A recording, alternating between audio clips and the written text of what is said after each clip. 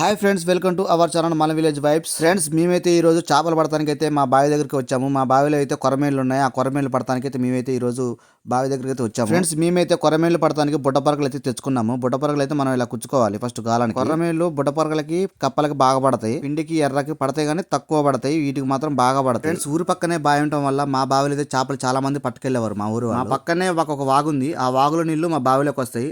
అందువల్లనే మా బావిలో కొర్రమీళ్ళు అనేది ఎక్కువగా ఉంటాయి. ఎండాకాలం వచ్చిందంటే మొత్తం బావి అంతా ఎండిపోద్ది. అప్పుడు పొట్టుకు దొరుకుతాయి కొర్రమీళ్ళు మనకి ఈ బావిలో. ఇంకో 2 నెలల్లో ఈ బావి మొత్తం పూర్తిగా ఎండిపోద్ది. అప్పుడు మీకు వీడియోస్ చూపిస్తాను ఎలా ఉంటాయి చేపలు అనేది మీకు. ఫ్రెండ్స్, మీ ఎప్పుడు గాలం వచ్చినా కానీ కూర మందం అయితే పక్కా పడతాయి ఫ్రెండ్స్. ఇక్కడ అంత నమ్మకం మా బావి. ఫ్రెండ్స్, మా సైడ్ అయితే కొర్రమీళ్ళు కేజీ 400. మీ సైడ్ అంతా కింద కామెంట్ సెక్షన్ లో కామెంట్ చేయండి. 2 గంటల ఓపికతో ఉన్నందుకు మాకైతే పెద్ద చేపే పడ్డది. చెరువులలో పెంచే కొర్రమీళ్ళ కన్నా ఇలా న్యాచురల్ గా దొరికే కొర్రమీళ్ళకి టేస్ట్ ఎక్కువ ఉంటుంది. ఫ్రెండ్స్, మనకు పడ్డ ఈ చేప అయితే సుమారు 1/2 కేజీ అనుకుంటది. పెద్ద చేప పడదు మనకి. ఇంకా తక్కువ ఈ సైజు, ఇంతకన్నా పెద్ద సైజు ఉన్నాయి మన బావిలో.